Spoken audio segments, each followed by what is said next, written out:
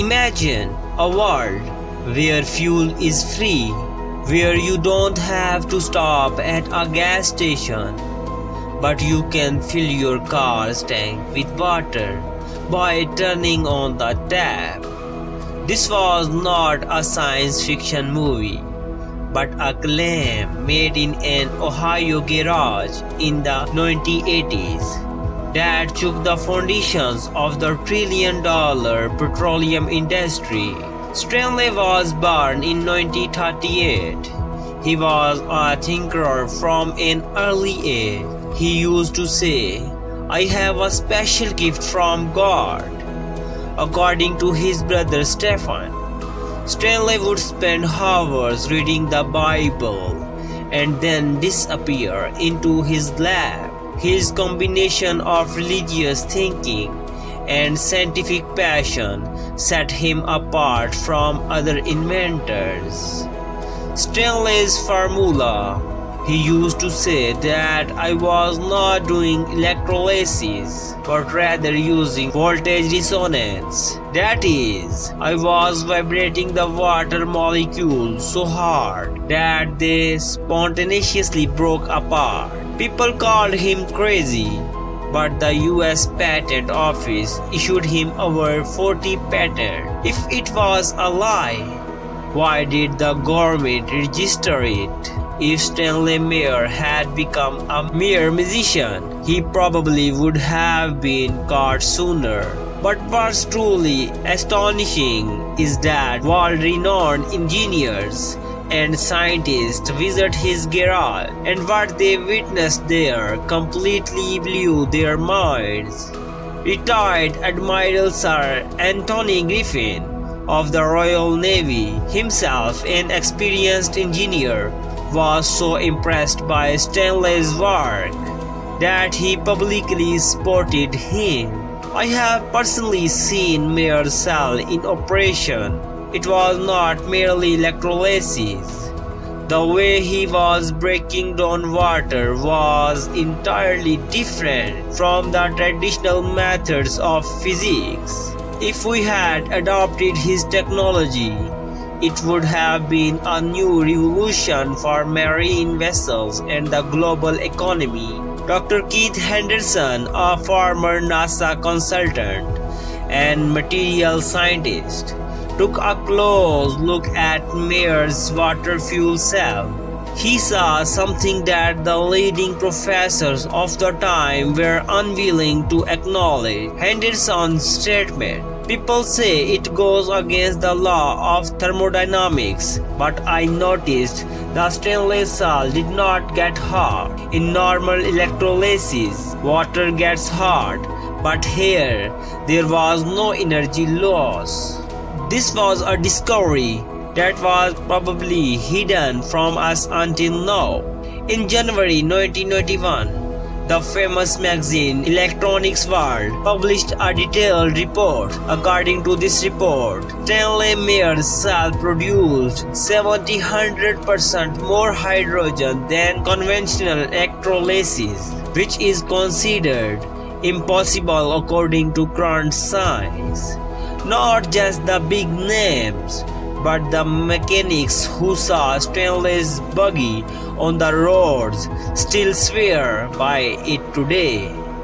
A local mechanic said, "We saw him passing by a petrol pump and filling his car with water from the tap and starting it. The sound of the engine was like a petrol engine, but the smell, it did not smell like petrol. It was like clean air." The first law of thermodynamics: there is a fundamental principle of science called the conservation of energy. This law states that energy in the universe can neither be created nor destroyed. It can only be converted from one form to another. If you break down water to make hydrogen, the amount of electricity you use will yield less energy than burning hydrogen, because some of the energy is lost in the form of heat.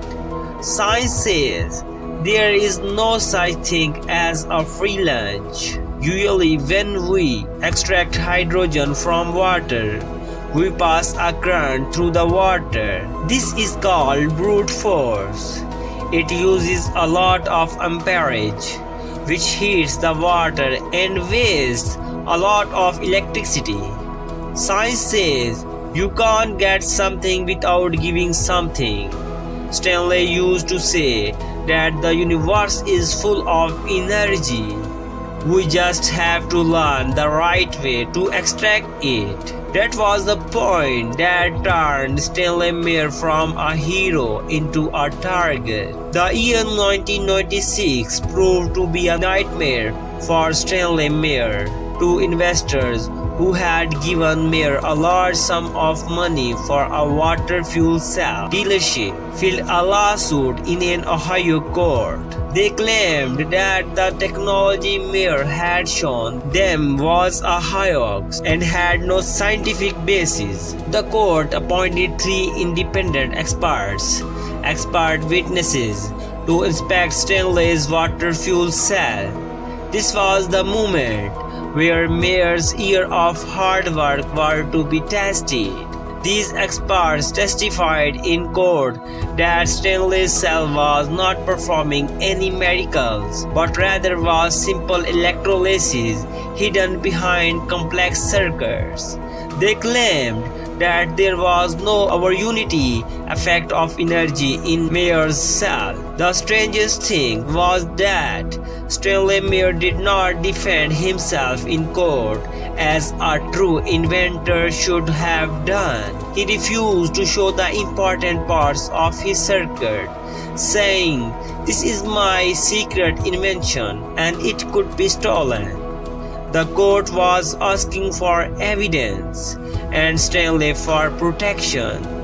That was the gap that turned the judge against the mayor. Judge Patrick McGrath delivered his historic decision.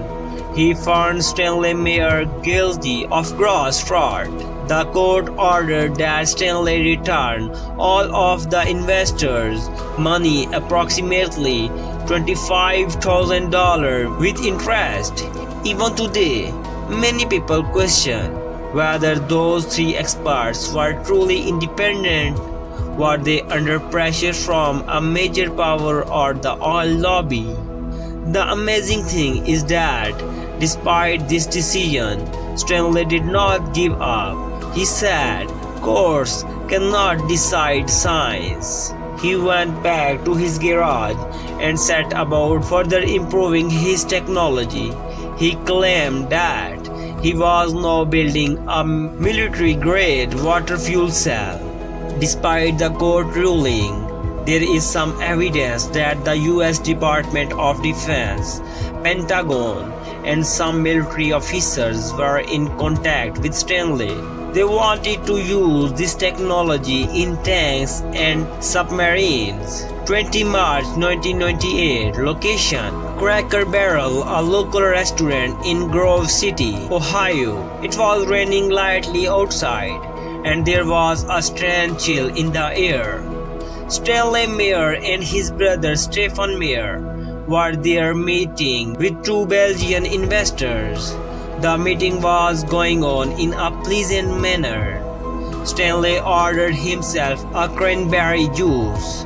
As soon as he took the first sip, his facial expression changed completely. He grabbed his throat and ran out of his chair toward the parking lot. Stephen Meyer's statement. Stanley went outside and fell to his knees. When I reached him, he grabbed my hand tightly and gasped, "Steve, they poisoned me." Those were his last words. Stanley had already died before he reached the hospital. The news spread like wildfire around the world that the investor of the water-powered car had been murdered. But when the autopsy report came out, it sparked a new controversy. According to the report, the cause of death was cerebral aneurysm, the rupture of an artery in the brain. Medical experts said that this could have happened due to high blood pressure. But the question was it really a natural death, or was a poison given that is absorbed into the blood and disappears? The biggest question was about the two investors who sat at the table with Stanley that night. Their identities were never clearly revealed, and they mysteriously disappeared shortly after Stanley's death. Why did not the police investigate them in depth? Were they operatives of a major oil lobby? Just days after Stanley's death, his brother Stephen noticed that the lock on their garage was broken. The famous water buggy that Stanley had built, and much of its electronic circuitry were missing. If Stanley was a fraud, why did someone come to steal his junk? Who were the people who wanted to erase his experimental data from the world? Stanley Meyer was not just building an engine. He was challenging an empire founded on oil. The world economy, the value of the dollar, and wars between countries all revolve around petroleum. If water were to power a car, everything from the oil fields of the Middle East to the banks of Wall Street would collapse.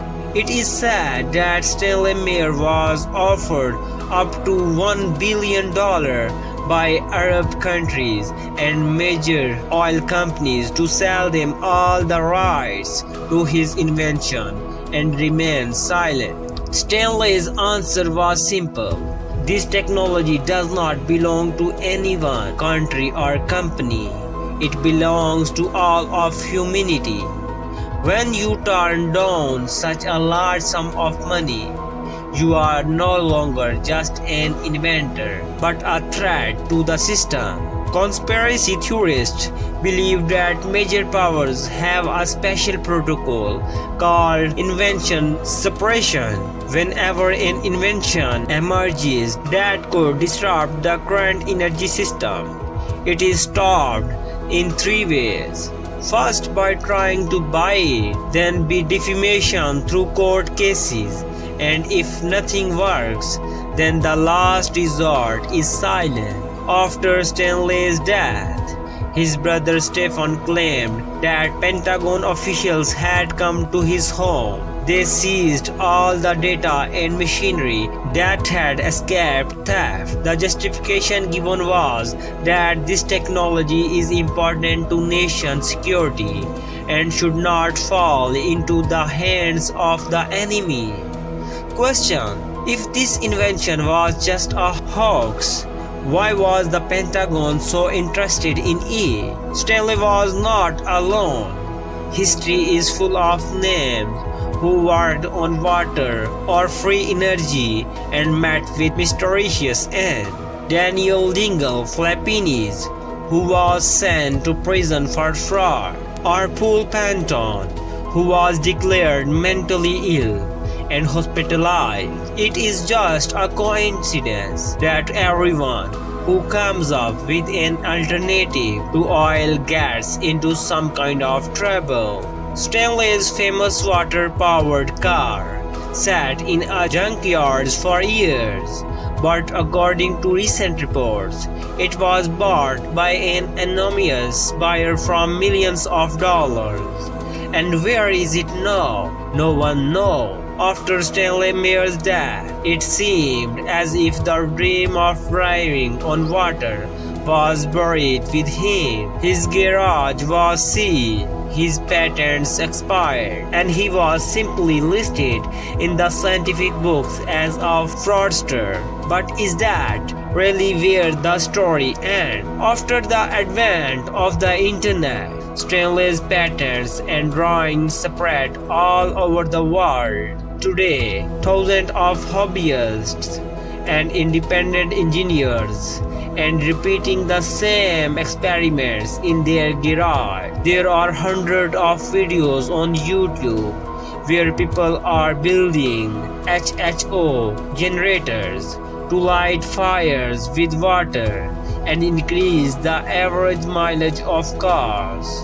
Although no one has yet been able to create the over-unity effect that Stanley did, the passion of these people proved that Stanley had lit a spark that was no longer possible to extinguish. What is surprising is that today major companies in the world like Toyota and Hyundai are spending billions of dollars to bring hydrogen-powered cars to the market. Vehicles like the Toyota Mirai are on the roads today. Question: is this the same technology that Stanley had to give his life for? The only difference is that today's companies fill hydrogen with pump, while Stanley claimed that he could make hydrogen from water right inside the car. After years of silence, Stanley's famous dune buggy was recently purchased at auction by an anonymous buyer. Rumor has it that it has been saved by a Canadian collector. Does the secret circuit that used to break water still exist inside this buggy? The secret remains a mystery. Who was Stanley Meyer, a genius who found the key to nature's hidden treasures, or an adventurer who made the world dream with his word? He was a man who confronted the system when the world was not ready for him. His life taught us that truth can be suppressed, but it can't be erased. Water, which is the survival of our life, will it one day also become the soul of our machine? Stanley Meyer may not be among us today, but his phrase will always resonate. If I can do it, so can you. Do you think Stanley Meyer's death was an accident or murder? Do you think Stanley Meyer's death was an accident or murder? Tell us your opinion in the comments.